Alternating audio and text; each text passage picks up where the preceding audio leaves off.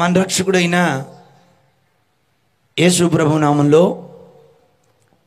ఈ సభ రెండో రోజు రాత్రి వచ్చిన మీ అందరికీ నిండు హృదయంతో నా హృదయపూర్వకమైన వందనాలు తెలియజేస్తున్నాను. దైవ సేవకులు అనే వాళ్ళందరూ కూడా మనసారా వందనాలు తెలియజేస్తున్నాను. మీ అందరి కృషే, మీరు సంఘాల్లో ఈ సభలకు ఇచ్చినటువంటి సహకారమే ఇన్ని వేల మంది ప్రజలు ఈ ప్రాంతంలో కూడుకున్నారని నేను మరొకసారి మీ అందరికీ నా హృదయపూర్వక వందనాలు తెలియజేస్తున్నాను. దేవునికి రెండు చేతులు ఎత్తి స్తోత్రం చెల్లిద్దాం. సమయం అయిపోయింది, లేచి నిలబడదాం. ఒకసారి మనం ఆ అటు ఇటు తిరిగే వాళ్ళు ఇక తిరగొద్దు, దయచేసి మాట్లాడొద్దు. రెండు చేతులు ఎత్తి స్తోత్రం చెబుదాం, బిగ్గరగా చెబుదాం, మరొకసారి చెబుదాం. హల్లెలూయా. ఒక చిన్న మాట చెప్పి రాత్రి చెప్పాను మీకు, ఎవరు వర్తమానం ఏంది ఎవరు చెబుతారు, ఈ క్యాసెట్లు క్లోజ్ చేయమని చెప్పాను మీకు. గుర్తుంది కదా? గుర్తున్న వాళ్ళు చేయొద్దండి. హల్లెలూయా. నాకు కూడా చక్క వాళ్ళు నాకు కొత్తగా నేర్పుతున్నారు. నేను చెప్పిన విషయం గుర్తున్న వాళ్ళు చేయొద్దండి అక్క అని చెప్పాను. Right, thank you. ఒక్క మాట చెప్పి వెస్లన్కి ఈ సమయాన్ని అప్పగిస్తాను. చాలా కాలం క్రితం, అంటే నాకు గుర్తుండి 2008, 2009 ఆ సంవత్సరాల్లో ఒకరోజు ఏసన్ గారు నాకు ఫోన్ చేశారు. ఆ మాట చెప్పడానికి నాకు ధైర్యం సరిపోదు, కానీ మన ఆఫీసులో ఫోన్ తీసుకున్న సిస్టర్స్, అమ్మ నేను ఏసన్ గారిని మాట్లాడుతున్నాను, దీవిని గారు ఉన్నారంటే అబద్ధాలు ఆడొద్దన్నారంటే ఈ పెద్ద మనుషులు.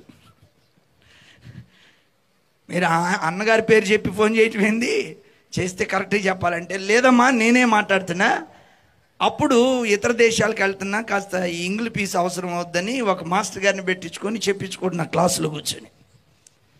రూమ్కి ఒక చిన్న స్లిప్ రాసిచ్చి పంపించారు, ఏసన్ గారు ఫోన్ చేశారు అని. నేను బయటకు వచ్చి, పొరపాటు అన్నయ్య ఎందుకు చేస్తారు, మీరెందుకు ఇట్లా అని కన్ఫ్యూజన్ అవుతున్నారు అనగా, మాట్లాడుతున్న లోపలే మళ్ళీ రెండోసారి కాల్ బ్యాక్ చేశారు. అక్కడ అన్న ప్రక్కన బ్రదర్ చెప్పారు, అన్న మీతో మాట్లాడతారంటే నేను చెప్పాను, అన్నయ్యతో ఫోన్ మాట్లాడే అంత యోగ్యుడిని నేనేమన్నా. ఆ తమ్ముడు నాకు బాగా తెలుసు, నాన్న నేను అన్నయ్య ఫ్రీగా ఉన్నప్పుడు కొంచెం కబురు పెడితే నేనే వచ్చి కలుస్తాను అని చెప్పాను. ఈ తమ్ముడికి ఎట్ట అర్థమైందో, అన్న మీతో ఫోన్ మాట్లాడరంటన్నా అని చెప్తున్నాడు అన్నకి. ఇక నేను అయిపోయా ఆ రోజు. హల్లెలూయా.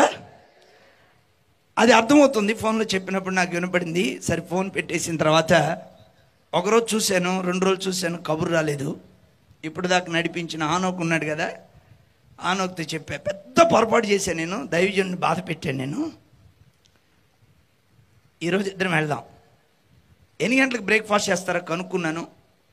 అప్పటికి ఆ రోజుల్లో ఎందుకు కొంచెం బాగాలేక శారదా కాలంలో ఉన్నారు అన్న. ఇద్దరం వెళ్ళి కాళ్ళ మీద పడదాం, వివరణ ఇవ్వద్దు, తప్పు అంటే తప్పు జరిగిపోయింది, ఫోన్ తీసుకొని చేసినప్పుడు మాట్లాడాలి కదా అని ఆనోకు నేను వెళ్ళి క్షమాపణ చెప్పి హృదయపూర్వకంగా కాళ్ళ మీద పడి, తప్పు జరిగిపోయిందన్న, క్షమించండి, నేను ఫోన్లో మాట్లాడకూడదని కదా, నాకు అర్థమైందయ్యా, నువ్వు పొరపాటు జరిగిందనే విషయం నాకు అర్థమైంది. అసలు నేను నీకెందుకు ఫోన్ చేశాను అంటే, నువ్వు కన్వెన్షన్ పెడుతున్నావు కదా, దానికి వాటరు రైసు అన్నీ నేనే పంపిద్దామని ఫోన్ చేశానని చెప్పారు. హల్లెలూయా. నేను మినిస్ట్రీలో సేవకుడిని గాను, ఓసన్నా మినిస్ట్రీస్ కొరకు నేనేం చేయలేదు. నన్నే ఎంత గుర్తుపెట్టుకుంటే దైవజనుడు, మరి 22 సంవత్సరాలు దైవజనుతో కరిగిపోయిన వెస్లన్న విషయంలో అన్న ఎంత బాధ్యతగా పెంచుంటారు. బయటున్న నా మీదే ఇంత ప్రేమ చూపిస్తే లోపల ఉన్న వ్యక్తిని ఇంకెంతగా తీర్చిదిద్ది ఆత్మ సంబంధమైన విషయాలు చెప్పి ఎట్లా నడిపించి అంటారు. 22 ఏళ్ళు దైవజనంతో నడిచిన అన్న మన మధ్య ఉండడం మన భాగ్యం కాదు. అన్నకి సమయం అప్పగిస్తున్నా. అన్న ఏం చెప్తే అది చేద్దాం, అది ఆశీర్వాదం.